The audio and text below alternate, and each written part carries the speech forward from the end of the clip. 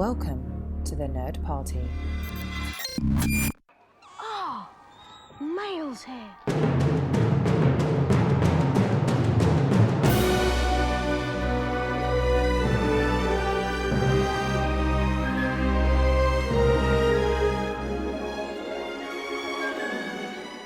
Welcome everybody to Owl Post, freshly delivered. So excited to be here again this week with you to talk about, just a fantastic series.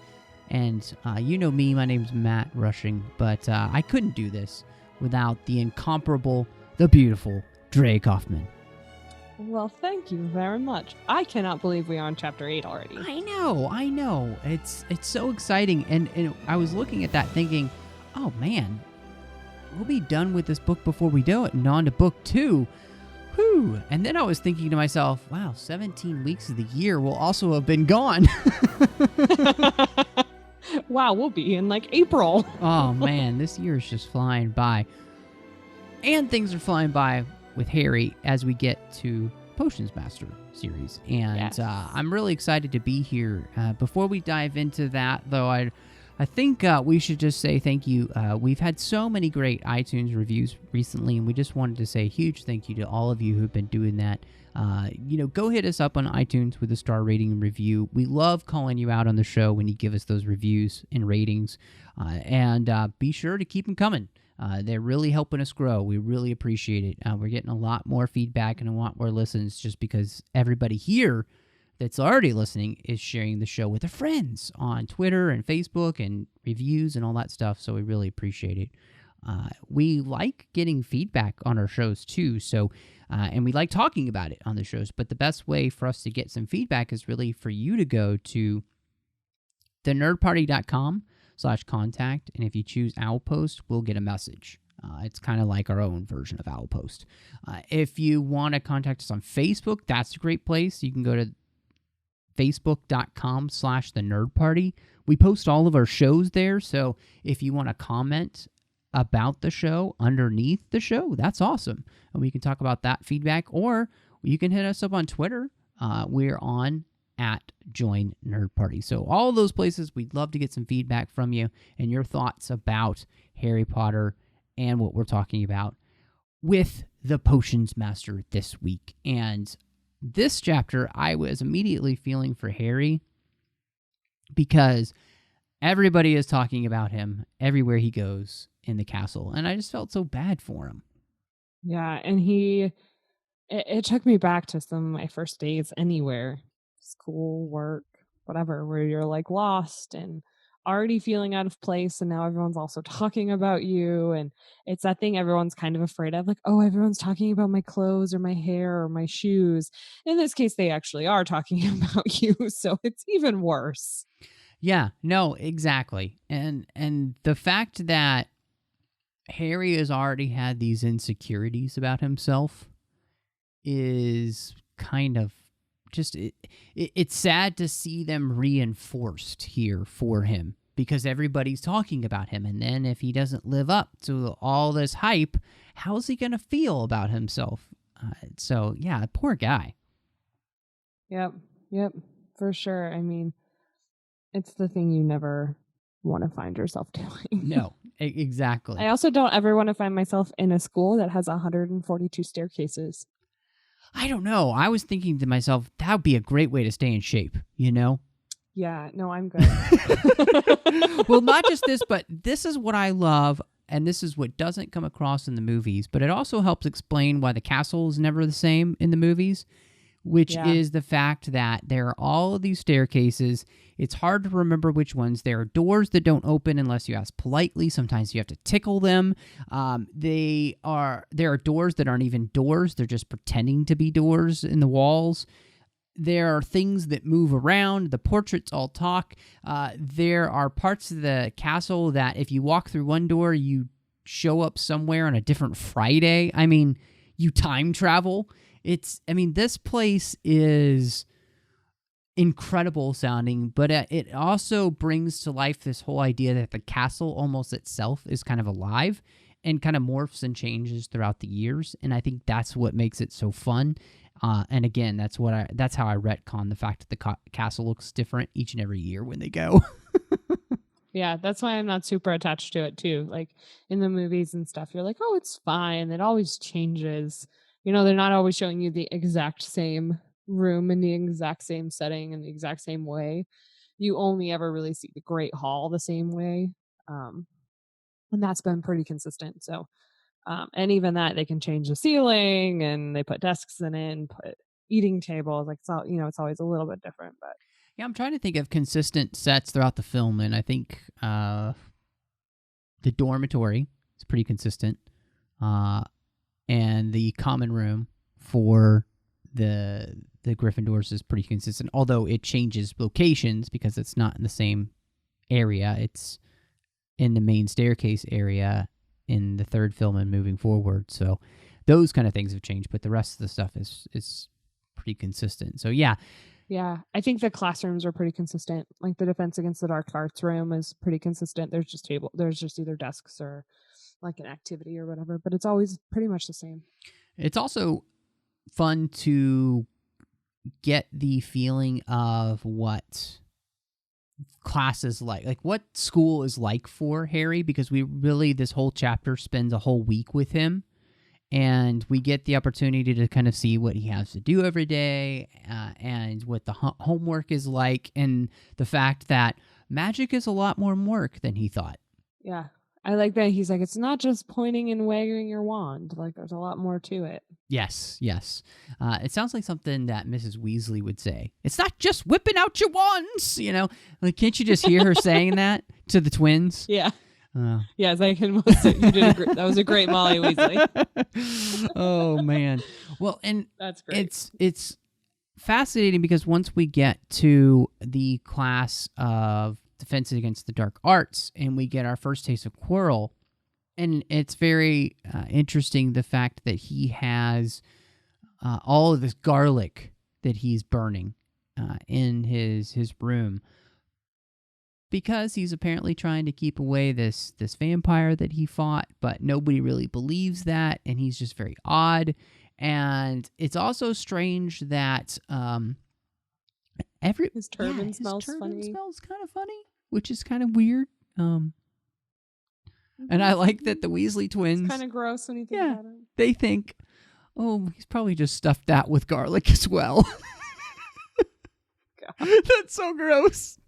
That would be so gross. That would make me so sick to smell like garlic all the time. Ugh. Yeah, sadly, it doesn't even feel like it smells like garlic bread or something, I know. It just smells like that raw garlic, that like overpowering, like disgusting garlic smell. Yeah, it does not sound good. I also do like that. It's really interesting. We've talked for the last few weeks about, Harry's insecurities, and that he gets a reprieve a little bit from some of those, which is he's realizing that even people like Ron, who come from magical families, don't really have that much of a head start when it comes to learning magic. And it's almost as if there's this kind of for him. Yeah, the sigh of relief he gets. I mean, he's being looked at and he's so worried on his first day, and by the end of his first week, he's like, "All right, no, I've got this. I understand a little bit more now." It was really nice to get that reprieve too, because otherwise, I just feel like you would be so ridden with anxiety the whole time you were relating to Harry. You just want him to get that relief. You're like, yeah, you want him to feel validated just a little bit. Yeah, no, exactly. And it's interesting that it comes in this form of seeing all the other students that are in his year struggling with the homework and the assignments and everything just as much as he is. And so I like that a lot. It's also fun because we get our first delivery for the students of Owl Post, which is always pretty cool. And Hedwig brings him a letter from Hagrid. And it's interesting to me because this isn't a scene that you see in the movie, because this isn't something that they do.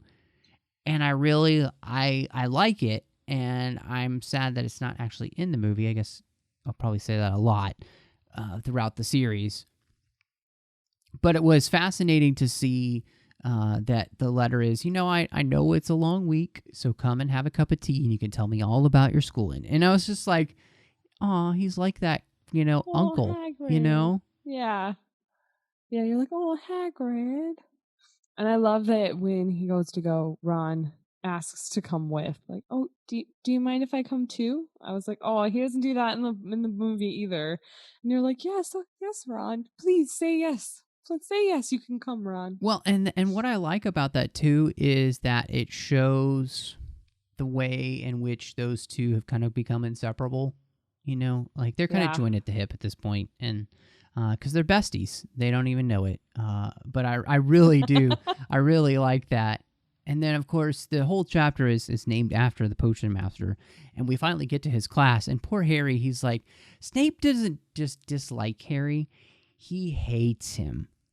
And I know, it's so frustrating. It's so interesting to watch, though, because one, I like the fact that, again, she drops a breadcrumb when he says that he can even put a stopper in death, which is nice.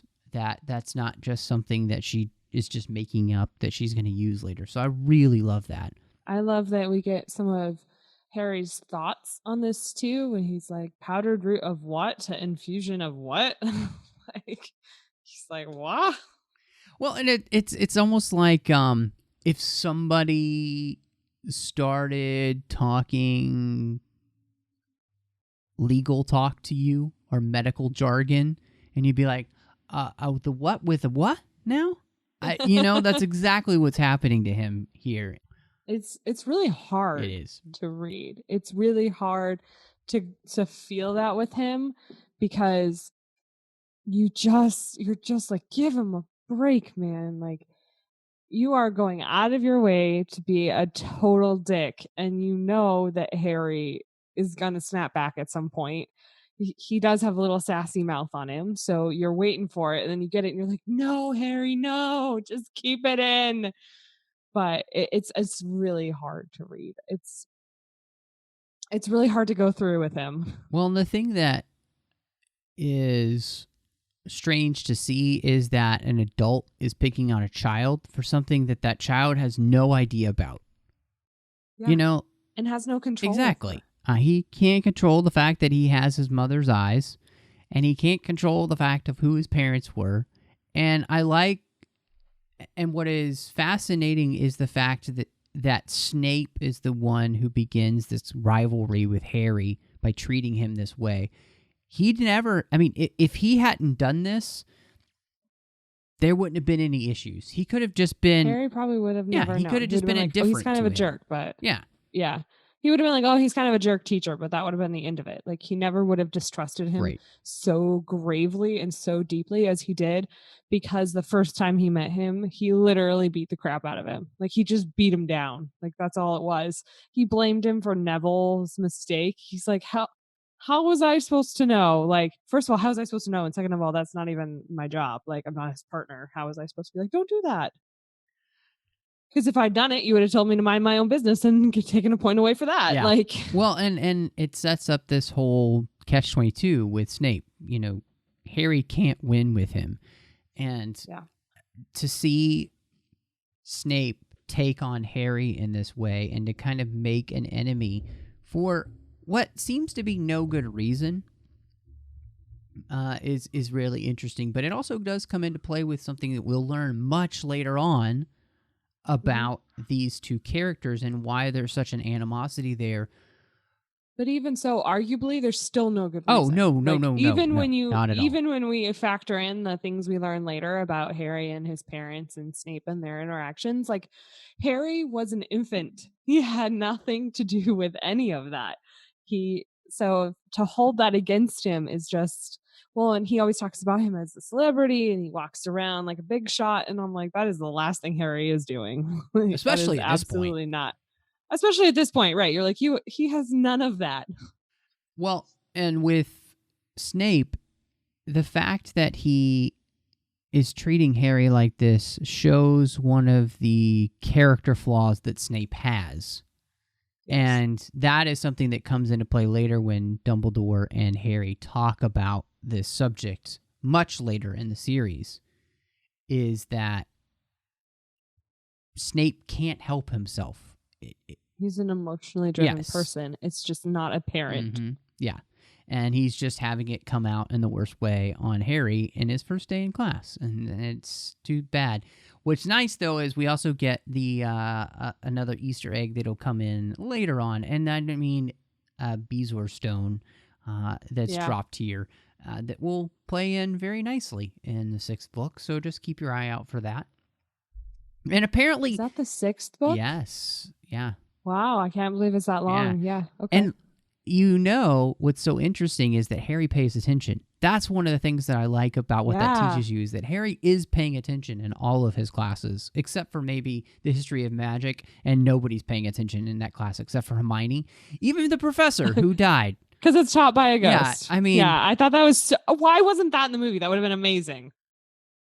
I wanted that in the movie. That was like one of those moments where I was like, oh man, they totally missed an opportunity. It was awesome. The fact that a professor was teaching the class and died, and he was so boring that he didn't even realize he had died and has continued to teach the class since then, is fantastic. I love the way she said it too. He like woke up and he stood up out of his body and kept on going. Like, just the way she said it was just hilarious. What's also fun is when they finally go to Hagrid's, and I really like this because you get a kind of a picture of Hagrid's hut, obviously, and his life. I thought it was really funny that Hagrid's like, oh, another Weasley. I spend half my life chasing your twin brothers away from that forest. And poor Ron is probably like... Yes, I know. Like, I'm sorry. Yes, you're the 8th person to tell me that today. Yep. Oh, gosh.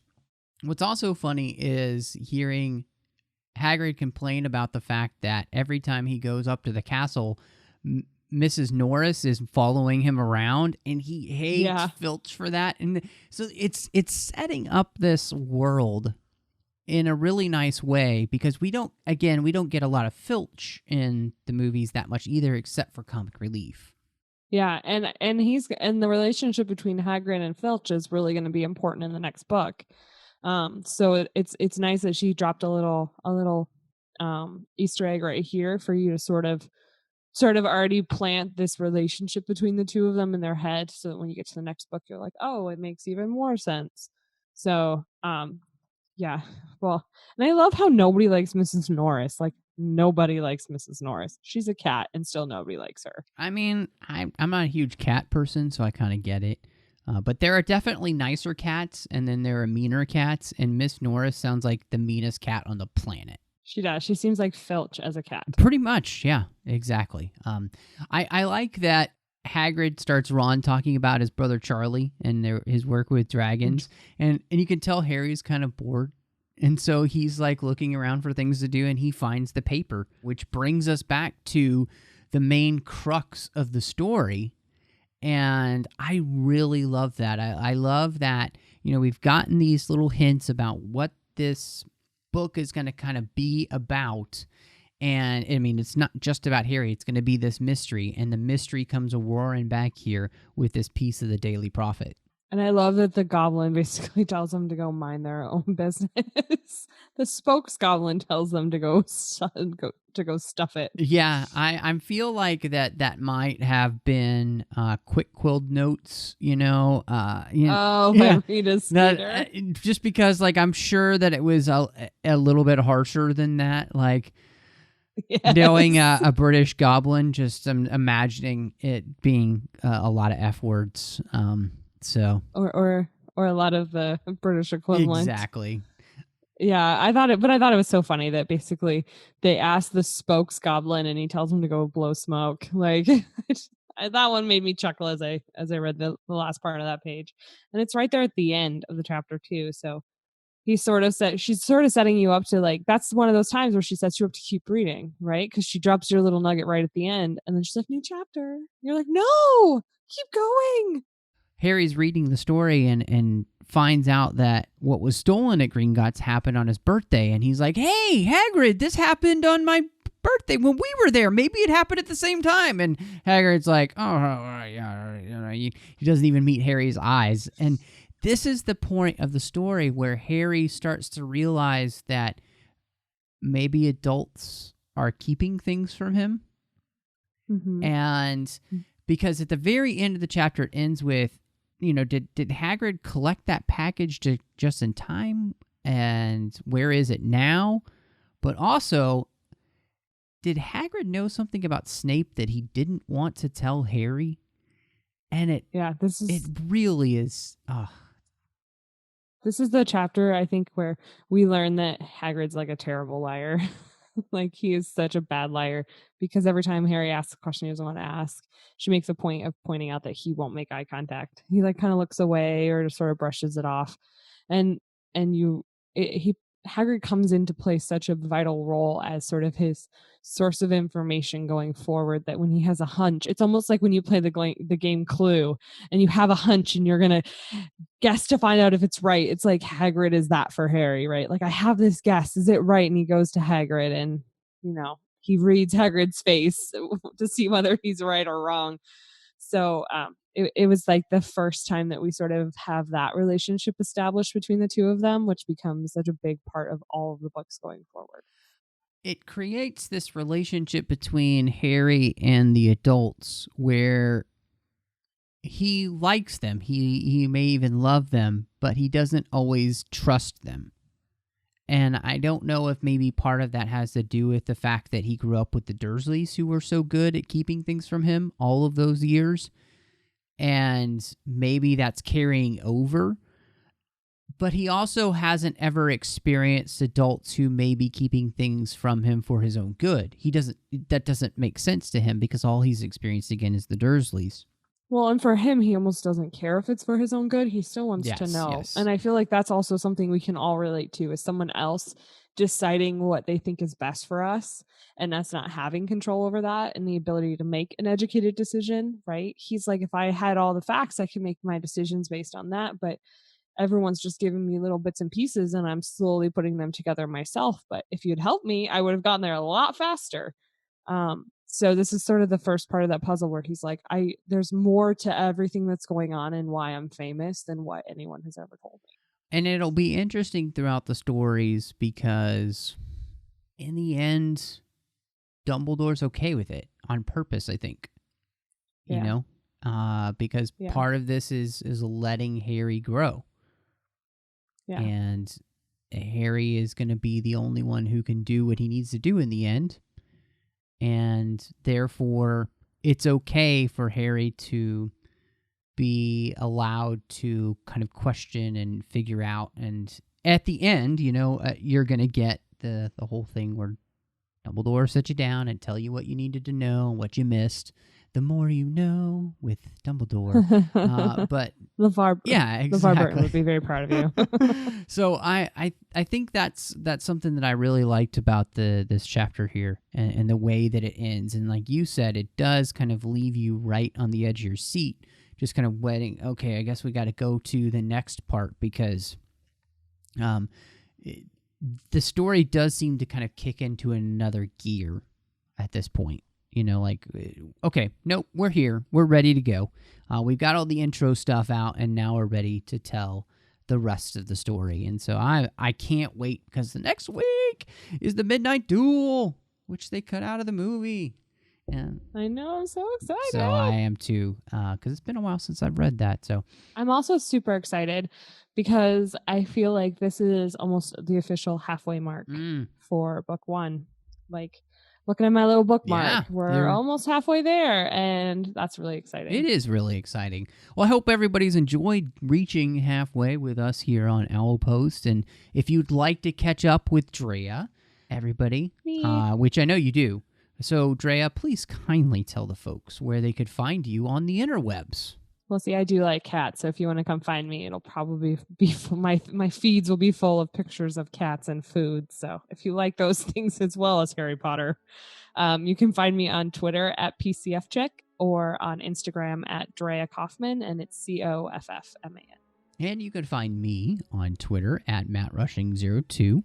I am on the Trek FM network doing a couple of shows there. You can find me on The Orb with Chris Jones talking about Deep Space Nine.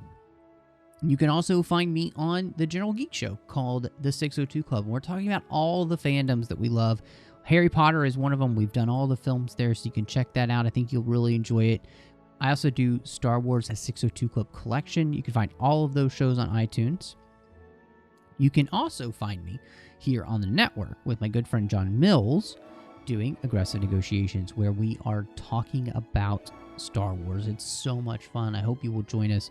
We pick just a topic from the massive, expansive amounts of the galaxy that we have now and just dive in for a week, just like you would with your friends. So I hope you'll check that out. Well, thank you everyone for checking your owl post with us today. Mischief managed.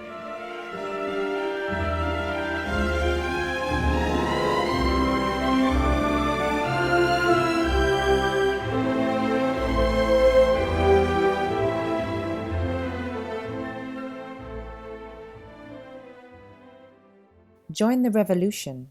Join the Nerd Party.